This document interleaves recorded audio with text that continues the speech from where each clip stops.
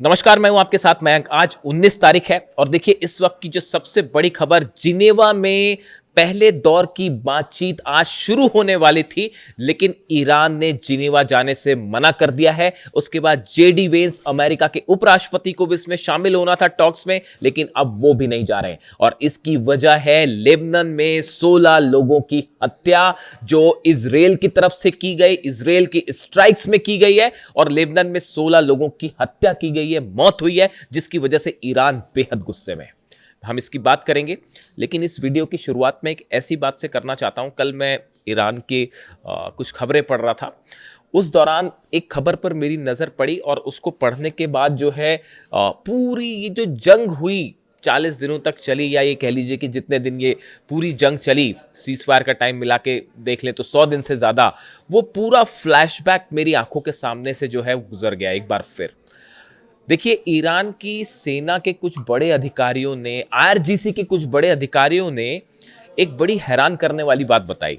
उनका कहना ऐसा था कि इस पूरी जंग के दौरान जब ईरान की सेना, आईआरजीसी अपनी खैबर मिसाइल, खुर्रम शहर मिसाइल, फतेह 2 मिसाइल से अमेरिका के बेसिस पर हमला कर रही थी, चाहे वो कुवैत हो, चाहे वो सऊदी में हो, चाहे वो यूएई में हो, चाहे जॉर्डन में हो, चाहे बहरीन में हो, सबके सब अमेरिकन बेसिस उड़ा दिए गए। उस दौरान जब ये मिसाइल्स दागी जा रही थी, तो ईरान की सेना का कहना है कि हमें भी इस बात का पूरा यकीन नहीं था कि हमारी मिसाइल्स का निशाना इतना सटीक बैठेगा और अमेरिका के सारे बेसिस जो है वो तबाह हो जाएंगे। एक भी मिसाइल नहीं चुकी। देखिए, जो हवा में रोकी गई वो रोकी गई, लेकिन जो गिरी मिसाइल्स वो बिल्कुल सटीक निशाने पर गिरी। और ईरान की सेना जानते हैं क्या कह रही है? ईरान की सेना आईआरजीसी कमांडर कह रहे हैं कि मानो ऐसा लगता है कि ईरान की जो जीत है वो खुदा की मर्जी थी। उन्होंने कहा, हम भी ये हैरान रह गए देख के कि हमारे मिसाइल्स इतनी एक्यूरेसी के साथ उन्होंने अमेरिकन बेसेस को तबाह किया, अमेरिकन जेट्स के हैंगर्स को तबाह किया, अमेरिकन रडार तबाह हो गया, अमेरिका का जो नेविगेशन सिस्टम है वो तबाह हो गया, नेवल बेस तबाह हो गए, लाइन लग गई, फेरिस्त है साहब पूरी जो अमेरिका को नुकसान हुआ है। इसीलिए ईरान के कमांडर्स कह रहे हैं कि हमारी मिसाइल्स जो हैं वो इतनी एक्यूरेसी के साथ गिरेंगी, ऐसा लगता है कि ये खुदा का कोई करिश्मा है और शायद ये खुदा की मर्जी थी कि ईरान जीते। देखिए, मुहर्रम के मौके पर पूरा ईरान जो है सिर्फ एक नारे से गूंज रहा है, लब्बैक या हुसैन। और हर शख्स जो है ईरान में वो ये जानता है कि ईरान की बेहद शानदार जीत हुई है और खुदा हमारे साथ था, इसीलिए हम जीते हैं, ये कहना है ईरान का। देखिए, वो कहते हैं ना, जब कोई हिम्मत के साथ आगे बढ़ता है तो फिर पूरी कुदरत उसकी मदद के लिए जुट जाती है। शायद वही बात ईरान के साथ है। आप देखिए, कितने बड़े बड़े शक्तिशाली देश सब के सब घुटनों पे आ गए और ये जीत है अली खामनेई साहब की, अली खामनेई साहब के उस विजन की, उस प्लानिंग की, उस सोच की, जिसके दम पर जो है वो आज ईरान जो है वो इस जीत हासिल कर चुका है।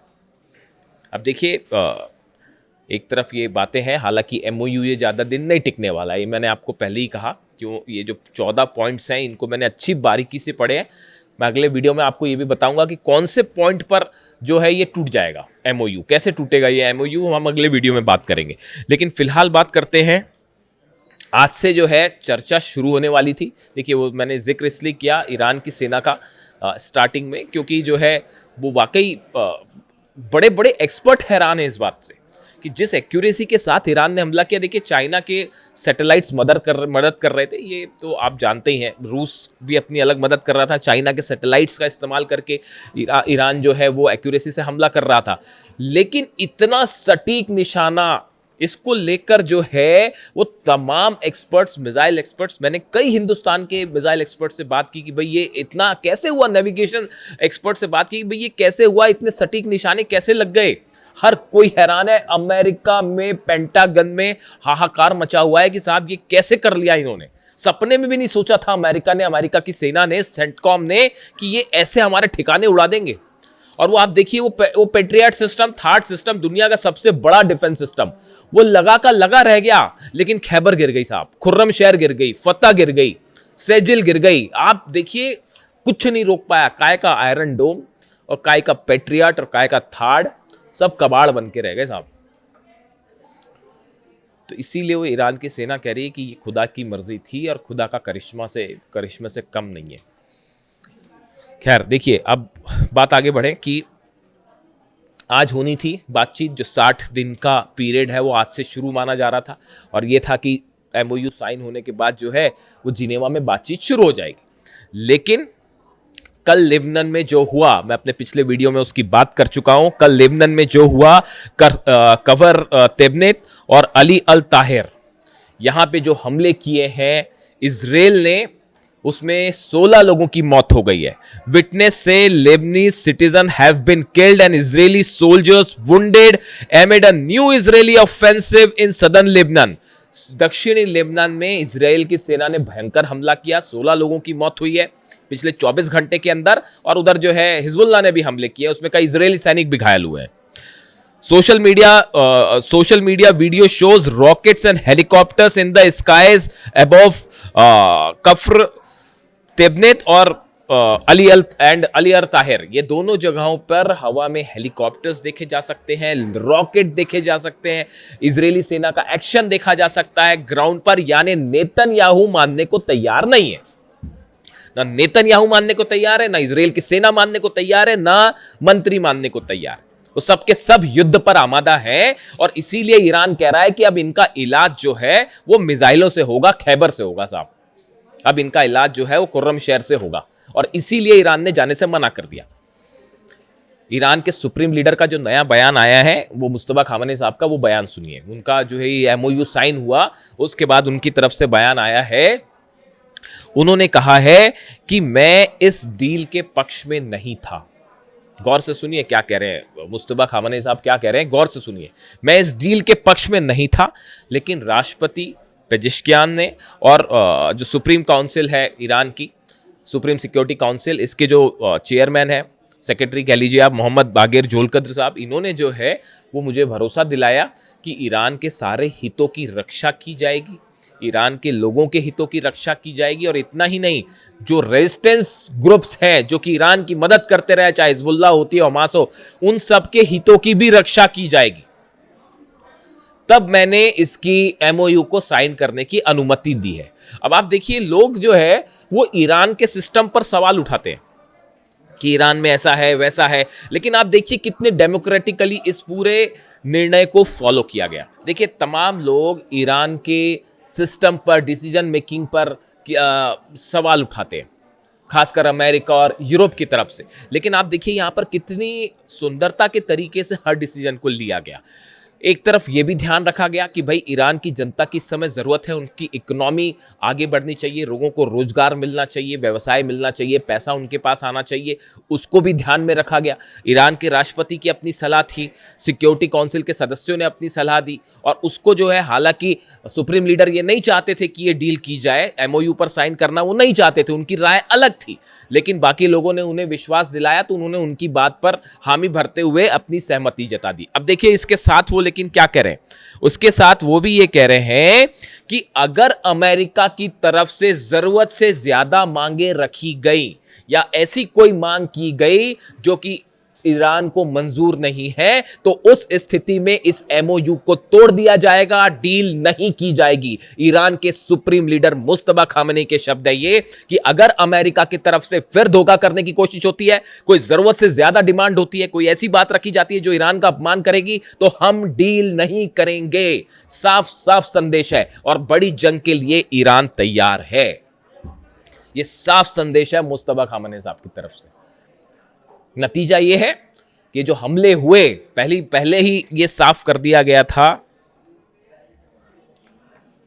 ईरान की तरफ से कि लेबनान में शांति होनी चाहिए, अगर लेबनान में सीजफायर नहीं होगा तो डील बात आगे नहीं बढ़ेगी। यह पहली शर्तों में शामिल है।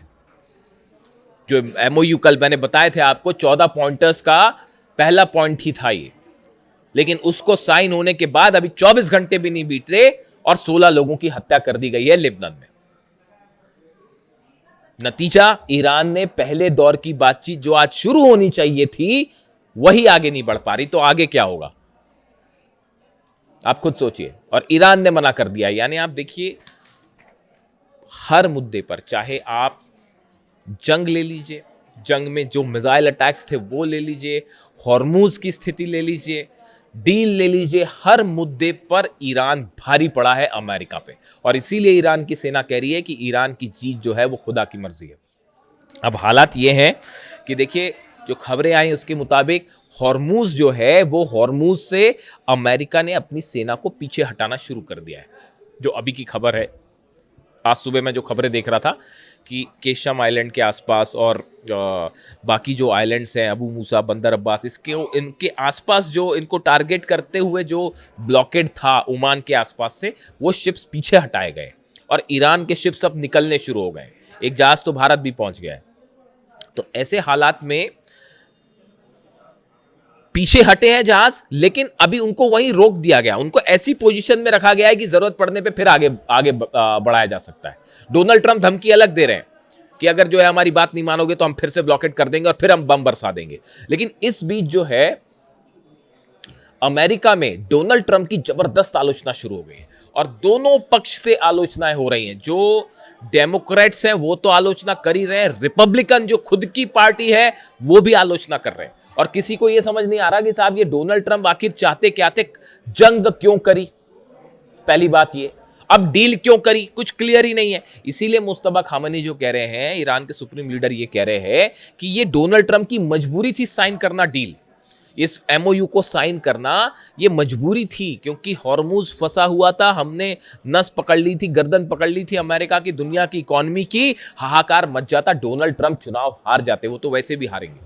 जो मेरा असेसमेंट कह रहा है कि वो मिड टर्म पोल जो है उसमें हारने जा रहे हैं डोनाल्ड ट्रंप। तो इसीलिए अमेरिका में जबरदस्त विरोध हो रहा है। और मैं तो वहां देख रहा था, कुछ चैनल्स अमेरिका के देख रहा था। देखिए, डेमोक्रेट कांग्रेसमैन है, सांसद है अमेरिका के, यासमीन अंसारी, इन्होंने कहा, इनका डोनाल्ड ट्रंप को लेकर बयान आया है, 1000 died for nothing in Trump's catastrophic war को लेकर उनका यह कहना था कि हजारों लोगों की हत्या कर दी गई है बिना किसी वजह से। ये खुद अमेरिका के सांसद कह रहे हैं डोनाल्ड ट्रंप के बारे में। इसके साथ उन्होंने यह भी कहा, in a post on X Ansari said thousands of innocent people died for nothing. वो ये भी कह रहे हैं कि Donald Trump is incompetent pathological liar who didn't achieve any of his alleged objectives for the Iran war. वो ये कह रहे हैं कि ईरान वॉर से डोनाल्ड ट्रंप का कोई लक्ष्य हासिल नहीं कर पाए डोनाल्ड ट्रंप। ये खुद ईरान के ये खुद अमेरिका के कांग्रेसमैन कह रहे हैं। आप सोचिए, यानी वहां के सांसद खुद जो है वो ये नहीं समझ पा रहे हैं। वो ये कह रहे हैं कि पहली बात, तुमने जंग की क्यों, और जब जंग की तो उसके बाद अब फिर जो है वो वापस चले आ रहे हो, और ये समझौता क्यों किया, एमओयू क्यों किया। यानी आपके पास कोई विजन ही नहीं था, आपने बिना वजह जो है वो हजारों लोगों का खून बहा दिया। ये खुद अमेरिका के सांसद कह रहे हैं। यानी वहां पर डोनाल्ड ट्रंप की राह मुश्किल होने जा रही है। ये ईरान पर हमला करके जो अली खामेनी साहब को असैसिनेट किया था, उसका परिणाम अभी आगे आगे देखिए आप क्या होता है। ये इतनी आसानी से सब कुछ खत्म होने वाला नहीं है। ना ईरान की जनता भूलेगी, ना ईरान की सेना भूलेगी। और जहां तक नेतन्याहू एंड पार्टी का सवाल है, देखिए, नेतन्याहू एक बड़ा ऑपरेशन शुरू कर चुके हैं 60 दिन का। अगर ये 60 दिन किसी तरह से अगर अमेरिका ने दबाव बनाया भी और हमले रोकने के लिए भी कहा गया, तो भी एक कोवर्ट ऑपरेशन ईरान के खिलाफ जारी है। अगले वीडियो में मैं बड़ा खुलासा करूंगा कि कैसे ईरान में बड़े असैसिनेशंस की तैयारी कर दी है मोसाद ने, और ऐसे हमले होंगे शायद जिसकी चलते जो है किसी भी बड़ी हस्ती को निशाना बनाया जा सकता है। मैं बार बार इस बात को रिपीट कर रहा हूं, मैंने पिछले वीडियो में भी कहा था, एक बार फिर कहूंगा, ईरान की जितने बड़े फिगर्स हैं, बड़ी पर्सनालिटीज हैं, उनको सुरक्षित रहने की जरूरत है। बड़ा कोवर्ट ऑपरेशन हो सकता है। इन हालात में आज जिनेवा में जो पहले दौर की बातचीत होनी थी वो रुक गई है। ईरान की मिसाइल्स रेडी हैं और लेबनान को लेकर इजराइल और ईरान फ्लैश पॉइंट पे है। इससे जुड़ा जो भी अपडेट होगा वो मैं आप तक पहुंचाऊंगा। वीडियो कैसा लगा कमेंट करके जरूर बताइए। Thank you so much.